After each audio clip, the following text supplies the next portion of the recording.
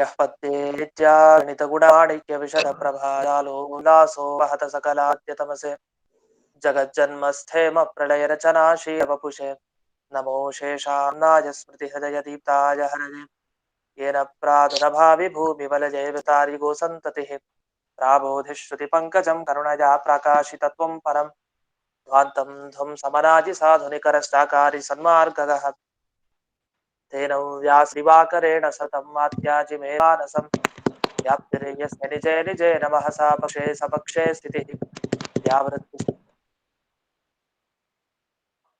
नैवासक्षोऽभिजयसकर्णवैवादिते प्रतिपक्षयुक्तिरत्वं शुद्धं सर्वविनिर्णयाय भगवान् आनन्दतीर्थो मुनिः भवति यदनुभावात्येडमूकोऽपि वाग्मी जडमतिरपि जन्तुर्जायते प्राज्ञमौलिः सकलवचनचेतो देवता भारती सा मम वचसि निधत्तां सन्निधिं मानसे च रमानिवासोचितवासभूमिः सन्न्यायरत्नावनिजन्मभूमिः वैराग्यभाग्यो मम पद्मनाभतीर्थामृताब्धिर्भवताद्विभूत्यै पदवाक्यप्रमाणज्ञान् प्रतिवादिमदच्छिदः श्रीमदक्षोभ्यतीर्थाख्यानुपतिष्ठे गुरून् मम श्रीमदानन्दतीर्थार्य सन्मनःसरसे भुवि अनुव्याख्यानदलिने चञ्चरी कतिमे मनः न शब्दाब्धौ गाढाः न च निगमचर्चासु चतुराः न च न्याये प्रौढाः न च विदितवेद्या अपि वयं परं श्रीमत्पूर्णप्रमतिगुरुकारुण्यसरणिं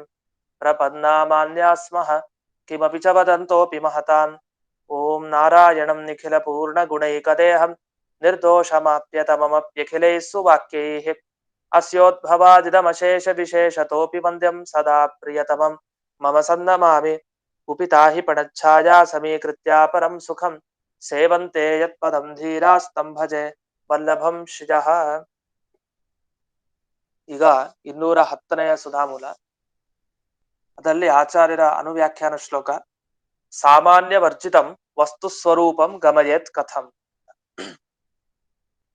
ಸಾಮಾನ್ಯ ವರ್ಜಿತಂ ವಸ್ತು ಸ್ವರೂಪಂ ಅಂತ ಸಾಮಾನ್ಯ ಅಂದ್ರೆ ನಾವು ಅವತ್ತಿನಿಂದ ನೋಡ್ತಾ ಇರೋ ತರ ಸಾಮಾನ್ಯ ಅಂದ್ರೆ ಜಾತಿ ಅಂತ ಅರ್ಥ ಬ್ರಾಹ್ಮಣನಲ್ಲಿ ಬ್ರಾಹ್ಮಣತ್ವ ಇದೆ ಅದು ಪ್ರತಿಯೊಬ್ಬ ಬ್ರಾಹ್ಮಣನಲ್ಲಿ ಕ್ಷತ್ರಿಯನಲ್ಲಿ ಅದು ಪ್ರತಿಯೊಬ್ಬನಲ್ಲಿಯೂ ಕ್ಷತ್ರಿಯತ್ವ ಇದೆ ಹೀಗೆ ಸಾಧಾರಣವಾಗಿ ಅನೇಕ ವಸ್ತುಗಳಲ್ಲಿ ಇರುವಂತಹ ಧರ್ಮ ಅದನ್ನ ಸಾಮಾನ್ಯ ಜಾತಿ ಅಂತೆಲ್ಲ ಕರಿತೀವಿ ಈ ಜಾತಿಯನ್ನ ಎಲ್ಲಾ ಕಡೆ ಒಪ್ಪಿಲ್ಲ ಕೆಲವರು ಎಲ್ಲಾ ಕಡೆ ಈ ರೀತಿಯ ಧರ್ಮ ಒಪ್ಪಿಲ್ಲ ಕೆಲವು ಕಡೆ ಒಪ್ಪಿದ್ದಾರೆ ಅದೇ ತರ ವಸ್ತು ಸ್ವರೂಪ ಈಗ ಪುಸ್ತಕ ಸ್ವರೂಪ ಪಟ ಸ್ವರೂಪ ಘಟ ಸ್ವರೂಪ ಪ್ರತಿಯೊಂದು ವಸ್ತುಗಳ ಸ್ವರೂಪ ಏನಿದೆ ಅದರೊಂದು ಜಾತಿನ ಒಪ್ಪಿಲ್ಲ ಅಂದ್ರೆ ಈಗ ಎಲ್ಲಾ ಮನುಷ್ಯರಲ್ಲಿ ಮನುಷ್ಯತ್ವ ಇದೆ ಎಲ್ಲಾ ಪ್ರಾಣಿಗಳಲ್ಲಿ ಪ್ರಾಣಿತ್ವ ಇದೆ ಹಾಗೆ ಎಲ್ಲಾ ವಸ್ತುಗಳಲ್ಲಿ ಏನಿದೆ ಎಲ್ಲಾ ವಸ್ತುಗಳಲ್ಲಿ ವಸ್ತುತ್ವ ಇದೆ ಒಂದು ಸಾಧಾರಣವಾದ ಧರ್ಮ ಈಗ ಯಾವುದೇ ಒಂದು ಜಗತ್ತಲ್ಲಿರೋ ಪದಾರ್ಥವನ್ನ ಪದಾರ್ಥ ಅಂತ ಕರಿಬಹುದು ಯಾವುದೇ ಪದಾರ್ಥ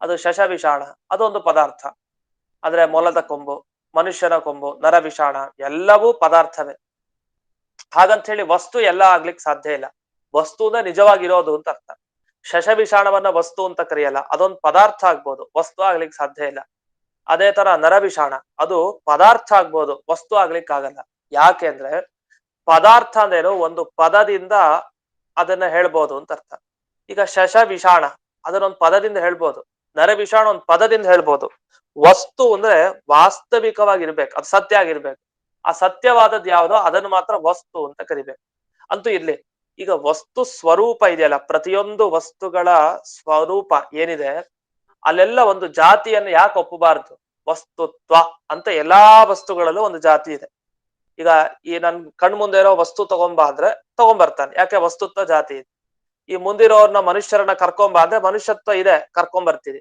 ಆ ಮುಂದಿರೋ ಬ್ರಾಹ್ಮಣನ ಕರ್ಕೊಂಬನ್ನಿ ಯಾಕೆ ಅಲ್ಲಿ ಬ್ರಾಹ್ಮಣತ್ವ ಜಾತಿ ಇದೆ ಅದನ್ನ ಅವನ್ನ ಕರ್ಕೊಂಬರ್ತೀವಿ ಅಂದ್ರೆ ಜಾತಿ ಇದ್ಮೇಲೆ ಆ ವಸ್ತು ಆ ಜಾತಿ ಇರುವಂತಹ ಒಂದು ಪದಾರ್ಥವನ್ನ ನಾವು ಕರ್ಕೊಂಬರ್ತೀವಿ ಪ್ರಕೃತದಲ್ಲಿ ಅದೇ ರೀತಿ ವಸ್ತುತ್ವ ಎಲ್ಲೆಲ್ಲಿದೆ ಎಲ್ಲಾ ಕಡೆನೂ ಇದೆ ಅಂತ ನೀವು ಹೇಳ್ಬೇಕು ಆದ್ರೆ ಇದು ಇಲ್ಲ ಅಂತ ಅನ್ನೋ ಪಕ್ಷವನ್ನ ಖಂಡನೆ ಮಾಡಾಯ್ತು ಹಿಂದಕ್ಕೆ ಇದೆ ಅನ್ನೋ ಪಕ್ಷದಲ್ಲಿ ಏನ್ ಸಮಸ್ಯೆ ಅಂದ್ರೆ ಈಗ ಸ್ವರೂಪ ಅಂತ ಶಬ್ದವನ್ನ ಬಳಸ್ತೀವಿ ಸ್ವರೂಪ ಅಂತ ಸ್ವರೂಪ ಅಂದ್ರೆ ಯಾರ ಸ್ವರೂಪ ಇದು ದೇವರ ಸ್ವರೂಪನೋ ಜೀವರ ಸ್ವರೂಪನೋ ಯಾರ ಸ್ವರೂಪ ಎಲ್ಲರ ಸ್ವರೂಪನೂ ಕೂಡ ಆಗತ್ತೆ ಯಾಕೆ ಎಲ್ಲಾ ಕಡೆನೂ ಕೂಡ ಸ್ವರೂಪ ಅಂತಾನೆ ಕರೆಯೋದು. ಆ ಸ್ವರೂಪದಲ್ಲಿ ಒಂದು ಜಾತಿ ಇದೆ, ಸ್ವರೂಪತ್ವ ಅಂತ ಒಂದು ಜಾತಿ ಇದೆ.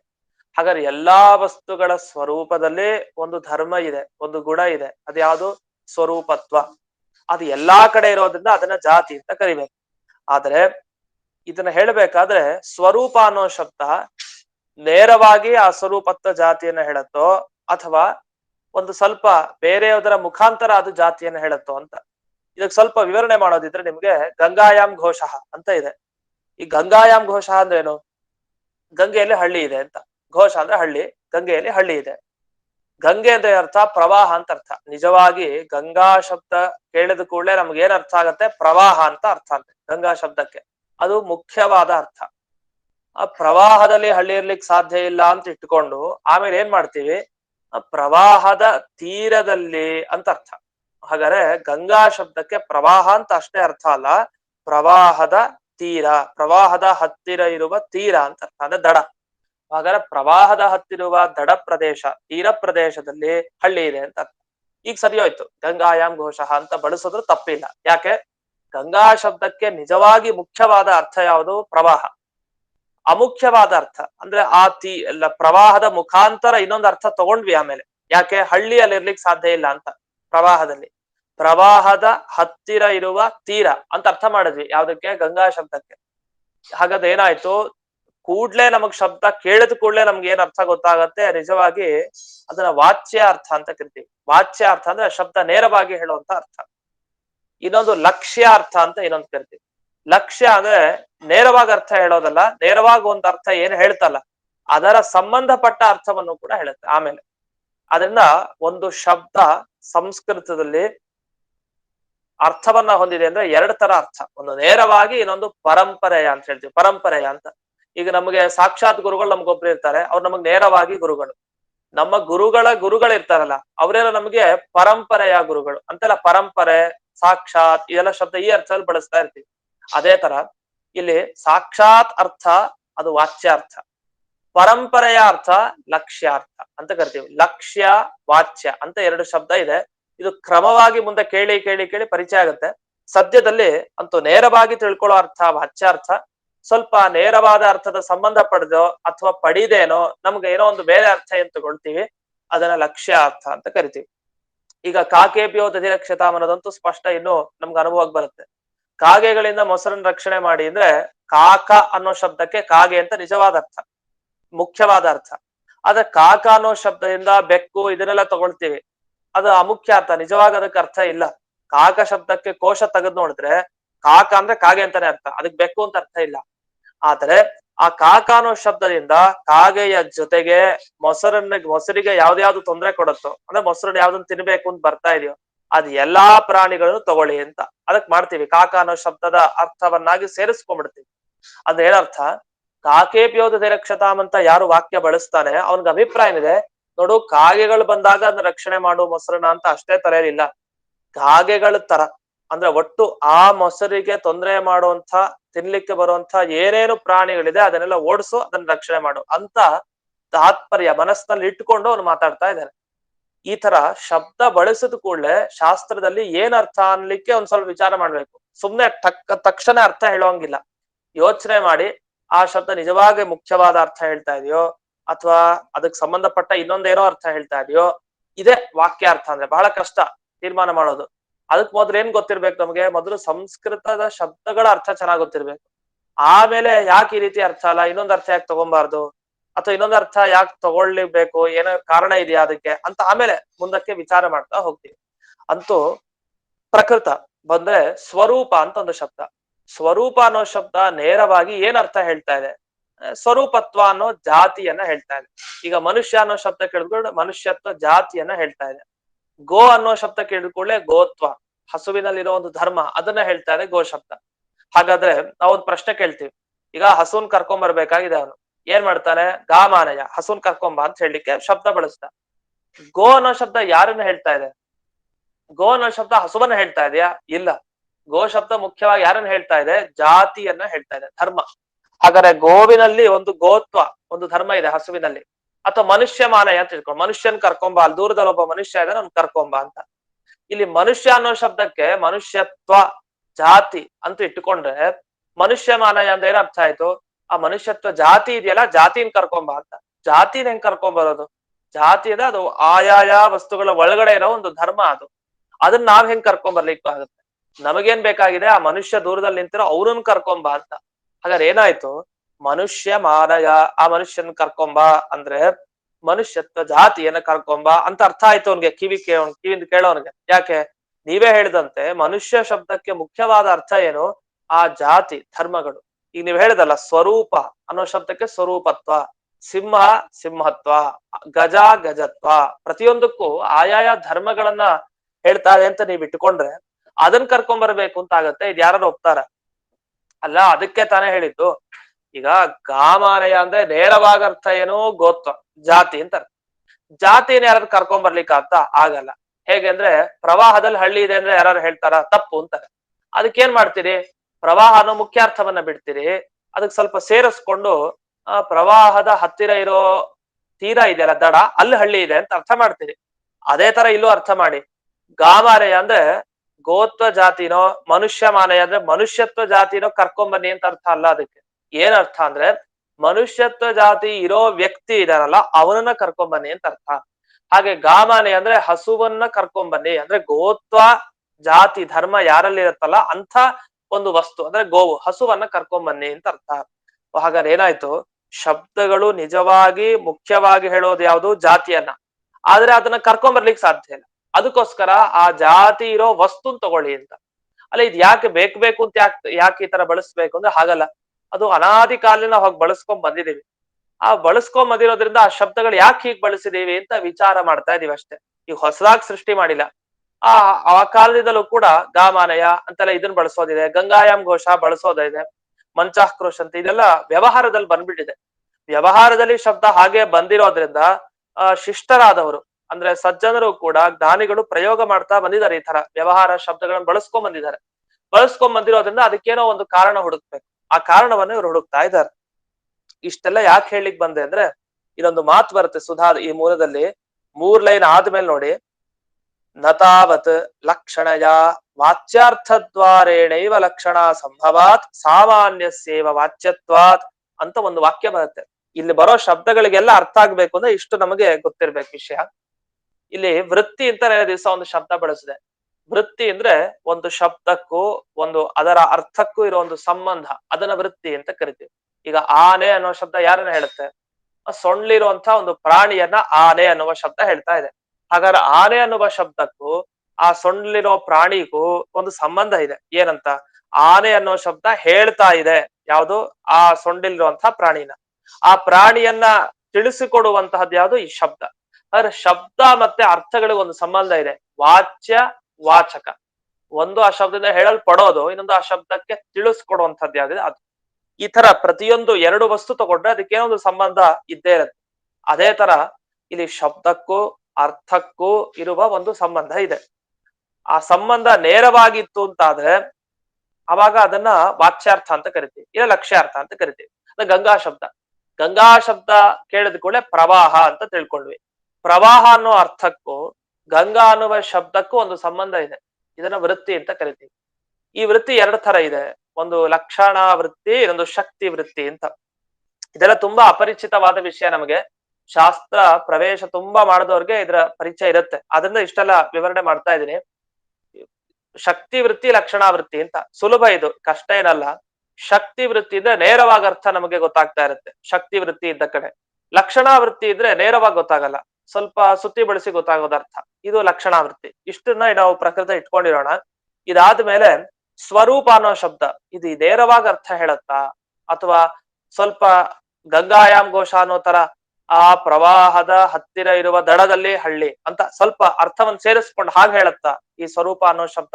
ಸ್ವರೂಪತ್ವ ಅನ್ನೋ ಅರ್ಥವನ್ನ ಯಾವ ತರ ಹೇಳುತ್ತೆ ಅಂತ ಪ್ರಶ್ನೆ ಮಾಡ್ಕೊಂಡು ನಿಜವಾಗಿ ನೋಡೋದಿದ್ರೆ, ಅದು ಸ್ವರೂಪ ಅನ್ನೋದು ಸ್ವರೂಪತ್ವ ಅನ್ನೋ ಜಾತಿನ ಹೇಳೋದೇ ಇಲ್ಲ. ಈಗ ಮನುಷ್ಯ ಅನ್ನೋ ಶಬ್ದ ಮನುಷ್ಯತ್ವ ಜಾತಿನ ಹೇಳ್ಬೋದು. ಆ ಮನುಷ್ಯರು ಅಂದ್ರೆ ಮನುಷ್ಯತ್ವ ಜಾತಿ ಇರೋರು, ಬ್ರಾಹ್ಮಣರು ಅಂದ್ರೆ ಬ್ರಾಹ್ಮಣತ್ವ ಜಾತಿ ಇರೋರು, ಇದೆಲ್ಲ ಅರ್ಥ ಆಗತ್ ನಮ್ಗೆ. ಆದ್ರೆ ಸ್ವರೂಪ ಅನ್ನೋ ಶಬ್ದ ಬಳಸಿದ್ರೆ ಸ್ವರೂಪತ್ವ ಜಾತಿ ಇರುವಂತಹ ವಸ್ತುಗಳು ಅಂತ ಯಾರು ಕೂಡ ತಿಳ್ಕೊಳಲ್ಲ. ಯಾಕೆಂದ್ರೆ ಸ್ವರೂಪಗಳಲ್ಲಿ ಜಾತಿಯನ್ನೇ ಒಪ್ಲಿಲ್ಲ, ಅದು ಕೇವಲ ಸ್ವರೂಪವನ್ನ ಹೇಳುತ್ತೆ. ಈಗ ಆ ಘಟ ಸ್ವರೂಪ, ಪಟ ಸ್ವರೂಪ, ಜೀವ ಸ್ವರೂಪ, ಪರಮಾತ್ಮ ಸ್ವರೂಪ, ವಾಯುದೇವರ ಸ್ವರೂಪ, ಹೀಗೆಲ್ಲ ಶಬ್ದ ಏನು ಬಳಸ್ತೀವಿ ಇದು ಕೇವಲ ಸ್ವರೂಪಗಳನ್ನ ಹೇಳುತ್ತೆ ಹೊರತು ಅದು ಅದರಲ್ಲಿರೋ ಜಾತಿಯನ್ನ ಹೇಳ್ತಾ ಇಲ್ಲ. ಯಾಕೆ ಸ್ವರೂಪತ್ವ ಅಂತ ಒಂದು ಜಾತಿಯನ್ನ ಒಪ್ಲಿಲ್ಲ ಅಂತ ಇಷ್ಟು ವಿಷಯ ಬಂತು. ಇದಾಗಿ ಮುಂದಕ್ಕೆ ಹೋಗೋಣ. 211ರೆಯ ಸುಧಾಮೂಲ. ನ ಸ್ವರೂಪತ್ವ ಸಾಮಾನ್ಯಂ ಕೇನಾಪ್ಯಂಗೀಕೃತಂ ಕ್ವಚಿತ್. ಅದ್ ಯಾಕೆ ನೀವು ಸ್ವರೂಪತ್ವ ಅನ್ನೋದೊಂದು ಜಾತಿ ಅಂತ ಒಪ್ಪಿಲ್ಲ? ಈಗ ನೋಡಿ, ಕುದುರೆ, 100 ಕುದುರೆ ಇದೆ ಅಂತ ಇಟ್ಕೊಳ್ಳಿ. 100 ಕುದುರೆಗಳಿದ್ರೆ ಆ ಎಲ್ಲಾ ಕುದುರೆಗಳಲ್ಲಿ ಒಂದು ಸಾಧಾರಣವಾದ ಧರ್ಮ ಇದೆ. ಎಲ್ಲಾ ಕಡೆ ಒಂದ್ ಧರ್ಮ ಇದೆ. ಏನು? ಕುದುರೆ ಎಲ್ಲ ಒಂದೇ ತರ ಕಾಣ್ತಾ ಇದೆ ಅಲ್ಲ, ಕೆಲವು ಬಿಳಿಯಾಗಿದೆ, ಕೆಲವು ಕಪ್ಪಿದೆ, ಬೇರೆ ಬೇರೆ ಕಲರ್ ಅಲ್ಲಿ ಇದೆಯಲ್ಲ, ಮತ್ ಬೇರೆ ಬೇರೆ ತರ ಕಾಣ್ತಲ್ವಾ ಅಂದ್ರೆ ನಿಜ. ಒಂದು ಬಿಳಿ, ಒಂದು ಕಪ್ಪು, ಒಂದು ಬಾಲ ಸ್ವಲ್ಪ ಉದ್ದ, ಇನ್ನೇನೋ ಏನೋ ಒಂದು ವ್ಯತ್ಯಾಸ ಇರ್ಬೋದು ನಿಜ. ಆದ್ರೆ ಎಲ್ಲದನ್ನು ನೋಡಿದಾಗ ನಮ್ಗೆ ಇದು ಕುದುರೆ ಅಂತಾನೆ ಎಲ್ರು ಕರಿತೀವಿ. ಅಯಂ ಅಶ್ವಹ, ಅಯಂ ಅಶ್ವಹ, ಅಯಂ ಅಶ್ವಹ ಅಂತಾನೆ ಅಶ್ವ ಅಂತ ನಾವು ಬಳಸ್ತಾ ಹೋಗ್ತೀವಿ. ಯಾಕೆ ಬಳಸ್ತೀವಿ? ಸ್ವಲ್ಪ ವ್ಯತ್ಯಾಸ ಇರ್ಬೋದು. ಈಗ ಮನುಷ್ಯರಲ್ಲೂ ಹಾಗೆ, ಬ್ರಾಹ್ಮಣರು, ಕ್ಷತ್ರಿಯರು, ವೈಶ್ಯರು, ಶೂದ್ರರು, ಅವ್ರು ಏನೇನೋ ಆಯುಧ ಇಟ್ಕೊಂಡಿರ್ತಾರೆ. ಬ್ರಾಹ್ಮಣನ ಅದೊಂದು ಜಪಮಣಿ ಇಟ್ಕೊಂಡಿರ್ತಾನೆ. ಒಬ್ಬೊಬ್ರು ಒಂದೊಂದು ಚಿಹ್ನೆಯಲ್ಲಿ ಇರ್ತಾರೆ. ಆದ್ರೂ ಕೂಡ ಇವನ್ನೆಲ್ಲರನ್ನು ಮನುಷ್ಯರು ಅಂತಾನೆ ಕರೆಯೋದು. ಯಾಕೆ? ಅಲ್ಲಿ ಸ್ವಲ್ಪ ವ್ಯತ್ಯಾಸಗಳಿದ್ರು ಮನುಷ್ಯತ್ವ ಮಾತ್ರ ಎಲ್ಲಾ ಕಡೆ ಇದೆ. ಅದಕ್ಕೆ ಇವನ್ ಮನುಷ್ಯ, ಕ್ಷತ್ರಿಯ ಮನುಷ್ಯನ ಹೌದು, ಬ್ರಾಹ್ಮಣ ಹೌದು, ಎಲ್ಲರೂ ಮನುಷ್ಯರೇ. ಅದೇ ತರ ಕುದುರೆಗಳಲ್ಲೂ ವ್ಯತ್ಯಾಸ ಇರ್ಬೋದು, ಆದ್ರೆ ಅಶ್ವತ್ವ ಆ ಧರ್ಮ ಏನಿದೆ ಆ ಕುದುರೆಯಲ್ಲಿರೋದು ಎಲ್ಲಾ ಕಡೆನೂ ಅದೊಂದು ಧರ್ಮ ಇದೆ. ಅದೇ ತರ ಎಲ್ಲಾ ವಸ್ತು ಸ್ವರೂಪಗಳಲ್ಲೂ ಸ್ವರೂಪತ್ವ ಇದೆಯಲ್ಲ ಎಲ್ಲಾ ಕಡೆ ಇದ್ಮೇಲೆ ಅದನ್ನ ಯಾಕೆ ಜಾತಿ ಅಂತ ಒಪ್ಪಬಾರದು ಅಂತ ಒಂದು ಪ್ರಶ್ನೆ. ಅದಕ್ಕೆ ಒಂದು ಮಾತನ್ನ ಹೇಳ್ತಾರೆ, ಇಲ್ಲ ಸ್ವರೂಪತ್ವ ಅನ್ನೋದು ಜಾತಿ ಅಂತ ಯಾರೂ ಕೂಡ ಒಪ್ಲಿಲ್ಲ ಅಂತ ಹೇಳ್ತಾರೆ. ಯಾಕೆಂದ್ರೆ ನಹಿ ಅಂತ ಒಂದು ವಾಕ್ಯ ಉದಾಹರಣೆ ಕೊಡ್ತಾರೆ. ಬಹಳ ಹಸುವಿನ ಬಗ್ಗೆ ಹೇಳ್ತಾರೆ. ಏನಂತ? ನಹಿ ಶಾಸ್ತ್ರಾಧಿಮತಿ ಪಿಂಡೆ ವರ್ತಮಾನಂ ಪಶುತ್ವಂ ಗೋ ಶಬ್ದವಾಚ್ಯಂ ಕಿಂತು ಗೋತ್ವಮೇವ ಅಂತ. ಬಹಳ ಚೆನ್ನಾಗಿದೆ ವಿಷಯ.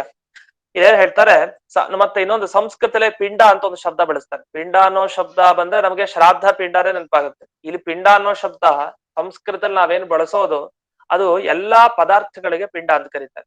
ಈಗ ಘಟಪಿಂಡ, ಪಟಪಿಂಡ ಅಂದ್ರೆ ಘಟ ಅಂದ್ರೆ ಮಡಿಕೆ, ಮಡಿಕೆ ಅನ್ನೋ ವಸ್ತು, ಬಟ್ಟೆ ಅನ್ನೋ ವಸ್ತು, ಮತ್ತೆ ಪುಸ್ತಕ ಅನ್ನೋ ವಸ್ತು, ಇದಕ್ಕೆಲ್ಲ ಪುಸ್ತಕ ಪಿಂಡ, ಘಟಪಿಂಡ ಕರಿಬಹುದು, ತಪ್ಪೇನಿಲ್ಲ. ಪಿಂಡ ಅನ್ನೋ ಶಬ್ದವನ್ನ ಎಲ್ಲಾ ಕಡೆ ಬಳಸ್ತಾರೆ. ಆ ರೀತಿ ಇಲ್ಲಿ ಶಾಸ್ತ್ರಾಧಿಮತಿ ಪಿಂಡೆ ದೇಹ ಅಂದ್ರೆ ಆ ಗಂಗೆ ತೊಗಲು, ಕೋಡು, ಬಾಲ ಅದು ಇದು ಇರುವಂತ ಒಂದು ಪಿಂಡ ಅಂದ್ರೆ ದೇಹ ಅಂತ.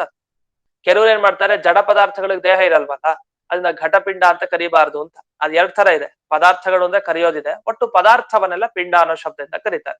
ಅಂತೂ ನಹಿ ಶಾಸ್ತ್ರಾಧಿಮತಿ ಪಿಂಡೆ ವರ್ತಮಾನಂ ಪಶುತ್ವಂ ಗೋ ಶಬ್ದವಾಚ್ಯಂ ಕಿಂತು ಗೋತ್ವಮೇವ. ಈಗ ಗಾಮಾನಯ ಅಂತ ಒಬ್ಬ ಕರೆದ, ಗಾಮಾನಯ ಅಂತ ಕರೆದ್ರೆ ಅವ್ನಿಗೇನ್ ಗೊತ್ತಾಗುತ್ತೆ? ಹಸುವನ್ ಕರ್ಕೊಂಡ್ ಬರ್ಬೇಕು ಅಂತ ಗೊತ್ತಾಗುತ್ತೆ.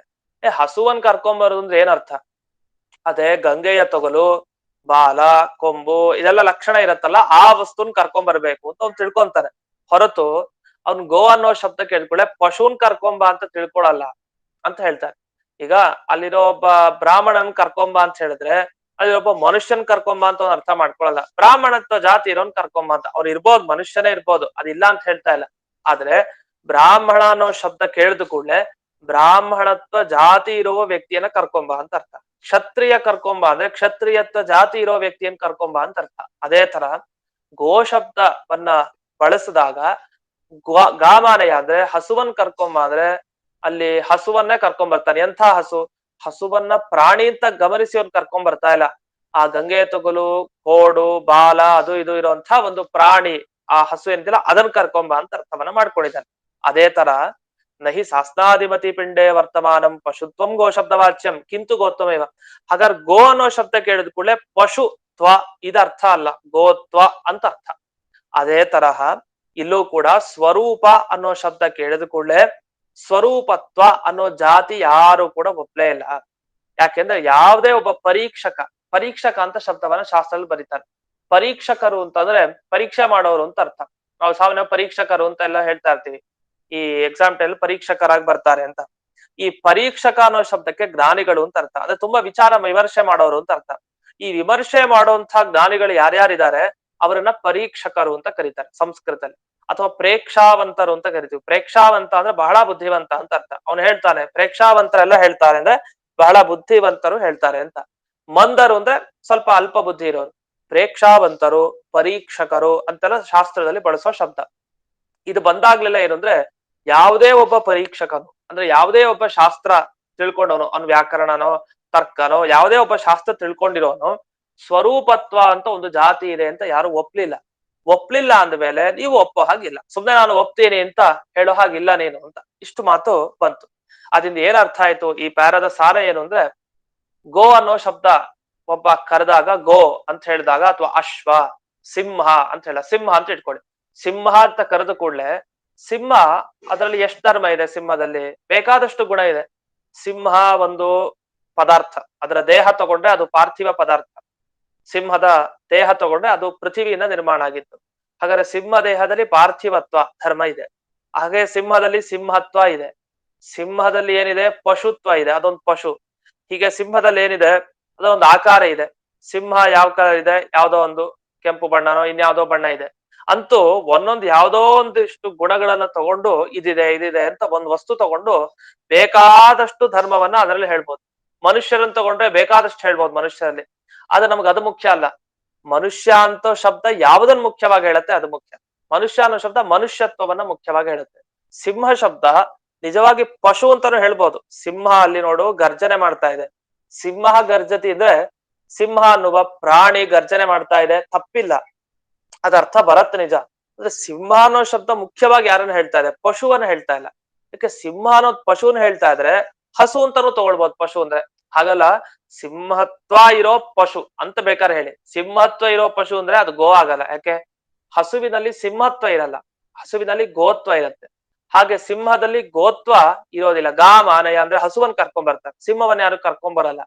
ಯಾಕೆಂದ್ರೆ ಗೋ ಶಬ್ದಕ್ಕೆ ಏನರ್ಥ? ಗೋತ್ವ ಇರುವಂತಹ ವಸ್ತು ಅಂತ ಅರ್ಥ. ಹೀಗೆ ಯಾವುದೇ ಶಬ್ದವನ್ನ ಬಳಸಿದಾಗಲೂ ಒಂದು ಸಾಮಾನ್ಯವಾದ ಧರ್ಮ ನಾವು ತಗೊಳ್ಳಲ್ಲ, ವಿಶೇಷವಾದ ಆಯಾಯ ವಸ್ತುವಿನಲ್ಲಿ ಮಾತ್ರ ಇರೋ ಧರ್ಮವನ್ನು ತಗೊಳ್ತೀವಿ. ಈಗ ನಮ್ಮ ಪಕ್ಕದ ಮನೆಯಲ್ಲಿ ಯಾರೋ ಒಬ್ರು ಇದ್ದಾರೆ, ಅವ್ರನ್ನ ಕರಿತೀವಿ ರಾಮಚಂದ್ರ ಅಂತ ಒಬ್ಬ ಇದ್ದಾರೆ.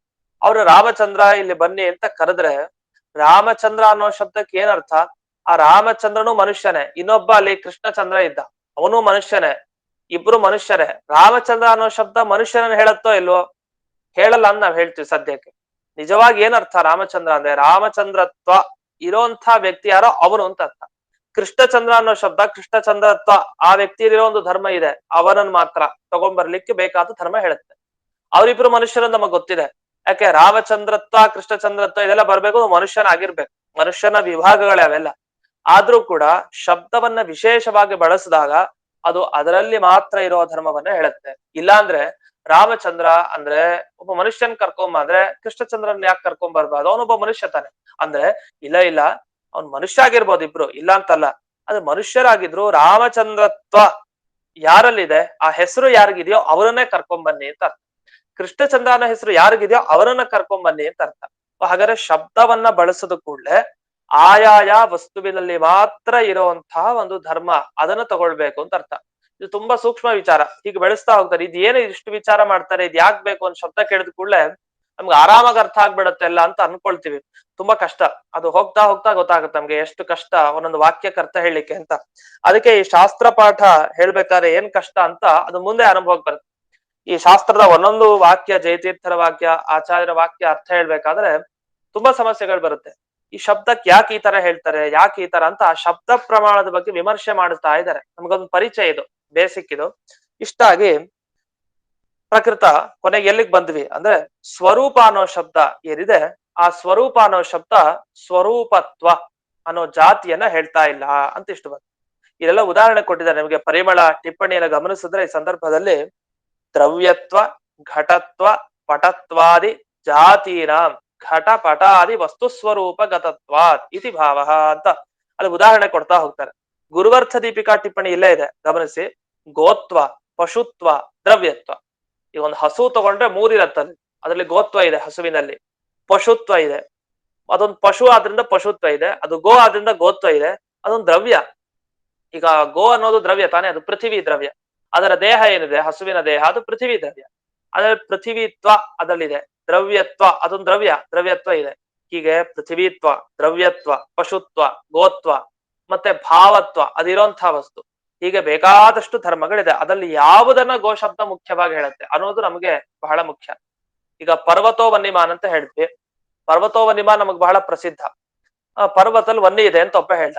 ಇನ್ನೊಬ್ಬ ಹೇಳ್ತಾನೆ ಪರ್ವತಃ ತೇಜಸ್ವಿ ಅಂತ ಒಬ್ಬ ಹೇಳ್ತಾನೆ ಅನ್ಕೊಳ್ಳಿ. ಪರ್ವತಃ ತೇಜಸ್ವಿ ಅಂತ. ತೇಜಸ್ವಿ ಏನರ್ಥ? ಇವನು ತೇಜಸ್ವಿ ಪುರುಷ ಅಂತೆಲ್ಲ ಕರಿತೀವಲ್ಲ, ಬಹಳ ಕಾಂತಿ ಇದೆ ಮುಖದಲ್ಲಿ, ತೇಜಸ್ವಿ ಪುರುಷ ಅಂತ ಹೇಳ್ತಾ ಇರ್ತೀವಿ. ಪರ್ವತಃ ತೇಜಸ್ವಿ ಅರ್ಥ ಪರ್ವತದಲ್ಲಿ ಒಂದು ತೇಜಸ್ಸು, ಒಂದು ತೇಜಸ್ಸಿನ ಪದಾರ್ಥ ಇದೆ ಅಂತ. ತೇಜಸ್ಸಿನ ಪದಾರ್ಥ ಇದೆ ಅಂತ ಹೇಳಿದ್ರೆ ಯಾವ ತೇಜಸ್ಸಿದೆ? ಸೂರ್ಯನ ಬೆಳಕು ಬೀಳತ್ತೆ ಪರ್ವತದ ಮೇಲೆ, ಸೂರ್ಯ ಇದ್ದಾನೆ ಅಂತ ಅರ್ಥನೋ, ಅಥವಾ ಯಾವ್ದೋ ಒಬ್ಬ ದೀಪ ಹಚ್ಚಿದಾನೆ, ದೀಪ ಇದೆ ಅಂತ ಅರ್ಥನೋ ಪರ್ವತದಲ್ಲಿ, ಅಥವಾ ಏನೋ ಟಾರ್ಚ್ ಬಿಟ್ಟ, ಆ ಲೈಟ್ ಅಲ್ಲಿದೆ, ತೇಜಸ್ಸಿದೆ ಅಂತ ಅರ್ಥನೋ, ಏನರ್ಥ? ಪರ್ವತಃ ತೇಜಸ್ವಿ ಅಂತ ಬಳಸಿದ್ರೆ ಅದು ಸಾಧಾರಣವಾಗಿ ಗೊತ್ತಾಗಲ್ಲ. ಯಾಕೆ ತೇಜಸ್ಸು ಅನ್ನೋದು ಬೇಕಾದಷ್ಟಿದೆ ಜಗತ್ನಲ್ಲಿ. ಚಂದ್ರನ ಬೆಳಕು ಬೀಳತ್ತೆ ಪರ್ವತದಲ್ಲಿ, ಅದು ಒಂದು ತೇಜಸ್ಸು. ನಕ್ಷತ್ರದ ಬೆಳಕು ಬೀಳತ್ತೆ, ಎಲ್ಲಾ ಬೆಳಕು ಇದ್ದೇ ಇರತ್ತಲ್ಲ. ಮತ್ತೆ ತೇಜಸ್ವಿ ಪರ್ವತ ಅನ್ನೋ ಶಬ್ದಕ್ಕೆ ಏನರ್ಥ? ಅದಕ್ಕೇನ್ ಮಾಡ್ತೀವಿ, ತೇಜಸ್ವಿ ಅನ್ನೋ ಶಬ್ದ ಆ ಕಡೆ ಹಾಕ್ಬಿಡ್ತೀವಿ, ಅದು ಬೇಡ. ಪರ್ವತಃ ವನ್ಹಿಮಾನ್ ಅಂತ ಹೇಳ್ತೀವಿ. ಹಾಗಾದ್ರೆ ತೇಜಸ್ಸುಗಳಲ್ಲೇ ಒಂದು ಯಾವುದು? ವನ್ಹಿ. ಆ ವನ್ಹಿಮಾನ್ ಅಂತ ಹೇಳಿ ಸೇರಿಸ್ತೀವಿ. ಯಾಕೆಂದ್ರೆ ಸ್ಪಷ್ಟವಾಗಿ ಗೊತ್ತಾಗಬೇಕು. ಸುಮ್ನೆ ಹಾಗೆ ಹೇಳ್ಬಿಟ್ಟು ಅದು ಅರ್ಥ ಆಗಲ್ಲ. ಹಾಗಾದ್ರೆ ವನ್ಹಿಮಾನ್ ಅನ್ನೋ ಶಬ್ದ ಏನ್ ಹೇಳ್ತಾ ಇದೆ ಅಂದ್ರೆ, ವನ್ಹಿ ಎಂಬ ಇದು ತೇಜಸ್ಸಿನ ಪದಾರ್ಥ ಹೇಳ್ತಾ ಇದೆ. ಅಂದ್ರೆ ವನ್ಹಿತ್ವ ಧರ್ಮ ಇರುವಂತಹ ಒಂದು ಪದಾರ್ಥವನ್ನು ಹೇಳ್ತಾ ಇದೆ ಅಂತ. ಹೀಗೆ ಯಾವುದೇ ಶಬ್ದ ಬಳಸಿದ್ರು ಕೂಡ ಅದೇ ನೇರವಾಗಿ ಅದರ ಅರ್ಥ ಹೇಳ್ಬೇಕು ಮುಖ್ಯವಾಗಿ. ಆಮೇಲೆ ಗೊತ್ತಾಗೋದು ಅಮುಖ್ಯವಾದದ್ದು. ಈಗ ಪರ್ವತದಲ್ಲಿ ಇದೆಲ್ಲ ತುಂಬಾ ಶಾಸ್ತ್ರದಲ್ಲಿ ಚರ್ಚೆ ಮಾಡ್ತಾರೆ. ತರ್ಕಶಾಸ್ತ್ರದ ವಿಶೇಷವಾದ ಚರ್ಚೆ ಇಂಥದ್ದೇ ಮಾಡೋದು. ಏನಂದ್ರೆ ಪರ್ವತಃ ಆಲೋಕವಾನ್ ಅಂತ. ಆಲೋಕ ಅಂದ್ರೆ ಬೆಳಕು ಅಂತ ಅರ್ಥ. ಆಲೋಕ ಅಂದ್ರೆ ಬೆಳಕು ಅಂದ್ರೆ ಇವನ್ ತಲೆ ಏನಿದೆ ಅಂದ್ರೆ ಬೆಂಕಿ ಅಂತ ತಲೆ ಇದೆ. ಯಾಕೆ ಬೆಂಕಿಯಲ್ಲಿ ಬೆಳಕಿಲ್ವಾ? ಅದು ಬೆಳಕಿನ ರೂಪ ತಾನೆ. ಅಪರ್ವತಃ ಆಲೋಕವಾನ್ ಅಂತ. ಆಲೋಕ ಅಂದ್ರೆ ಸೂರ್ಯನ ಬೆಳಕು ಆಗ್ಬೋದಲ್ಲ, ಏನು ಬೆಂಕಿ ಇದ್ರ ಬೆಳಕು ಅಂತ ಯಾಕೆ ಆಗ್ಬೇಕು? ಪರ್ವತದಲ್ಲಿ ಇದ್ದದ್ದು ಅದು ಗೊತ್ತಾಗಲ್ಲ. ಹೀಗೆ ಪ್ರತಿಯೊಂದು ಕಡೆನೂ ಒಂದು ಶಬ್ದ ಬಳಸಿದ ಕೂಡಲೇ ಅಲ್ಲಿ ಚರ್ಚೆ ಪ್ರಾರಂಭ ಆಗತ್ತೆ. ಆದ್ರಿಂದಲೇ ಸ್ಪಷ್ಟವಾಗಿ ಪರ್ವತಃ ವನ್ಹಿಮಾನ್ ಅಂತಾನೆ ಹೇಳ್ಬೇಕು. ಪರ್ವತಃ ವನ್ಹಿಮಾನ್ ಧೂಮಾತ್ ಇದಿದೇ ಶಬ್ದ ಬಳಸ್ಬೇಕು. ಇಲ್ಲ ಅಂದ್ರೆ ಪರ್ವತಃ ತೇಜಸ್ವಿ ಧೂಮಾತ್ ಅಂತ ಬಳಸ್ತಾ ಅನ್ಕೊಳ್ಳಿ, ನಾವ್ ಹೇಳ್ತೇವಿ ಇದು ಸರಿ ಇಲ್ಲ ಅನುಮಾನ ಅಂತ. ಯಾಕೆಂದ್ರೆ ಪರ್ವತದಲ್ಲಿ ಸೂರ್ಯ ಬಂದ್ ಹೆಂಗಿದಾನೆ? ಸೂರ್ಯ ಎಲ್ಲೋ ಹೊರಗಡೆ ಇದ್ದಾನೆ ಆಕಾಶದಲ್ಲಿ, ಸೂರ್ಯ ಒಳಗಡೆ ಇರ್ಲಿಕ್ಕೆ ಸಾಧ್ಯ ಇಲ್ಲ. ಪರ್ವತ ಒಳಗಡೆ ನೀವ್ ಹೇಳಿದ್ ತಪ್ಪು ಅಂತ ಅನುಮಾನವನ್ನು ತಪ್ಪು ಅಂತ ಹೇಳ್ಬೋದು. ಅದು ಸ್ಪಷ್ಟವಾಗಿ ಹೇಳ್ಬೇಕಾಗಿ ಬರುತ್ತೆ ಅಂತ. ಇಷ್ಟು ವಿಚಾರ ಬಂದಿದೆ. ಇನ್ನು ಮುಂದೆ ಅವನು ಒಳ್ಳೊಳ್ಳೆ ಪ್ರಶ್ನೆಗಳನ್ನ ಮಾಡ್ತಾನೆ.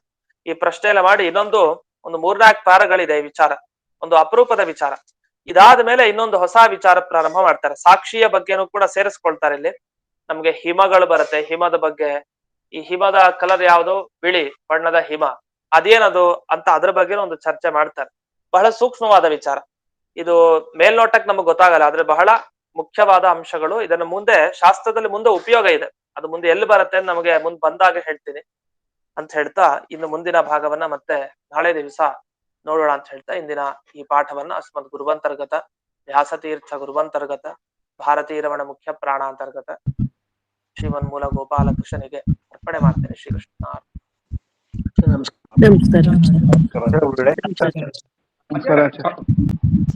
ಸಾಕ್ಷಿ ಡೆಫಿನೇಷನ್ ಸಾಕ್ಷಿ ಇದರದ ವ್ಯಾಖ್ಯೆ ಹೆಂಗ್ ಮಾಡ್ಬೋದು ನಾವು? ಶಾರ್ಟ್ ಸಾಕ್ಷಿ ಬಗ್ಗೆ ಸಾಕ್ಷಿ ಕೇಳಿಸ್ತಿಲ್ಲ ಶಬ್ದ. ಸಾಕ್ಷಿ ಇದ್ರ ಡೆಫಿನೇಷನ್ ಏನಾಗ್ತದೆ? ವ್ಯಾಖ್ಯಾ ಸಾಕ್ಷಿ ಡೆಫಿನೇಷನ್ ನಿಯತ ಯಾಥಾರ್ಥ, ಯಾವಾಗಲೂ ತಾನು ಗ್ರಹಿಸುವ ವಸ್ತುವನ್ನು ಸರಿಯಾಗಿ ಗ್ರಹಣ ಮಾಡುವುದು ಸಾಕ್ಷಿ. Okay okay. ಯಾವಾಗಲೇ ಯಾವಾಗಲೂ ತಾನು ಏನು ವಸ್ತುವಿನ ಜ್ಞಾನವನ್ನು ತಂದುಕೊಳ್ಳುತ್ತೆ ಅದು ಸರಿಯಾಗಿ ತಂದುಕೊಳ್ಳುತ್ತೆ. ಜೊತೆಗೆ ಸ್ವಪ್ರಕಾಶ ಜ್ಞಾನವನ್ನು ತಾನೇ ತಂದುಕೊಳ್ಳುತ್ತೆ. ಓಕೆ ಓಕೆ ಸರಿ ಸರ್.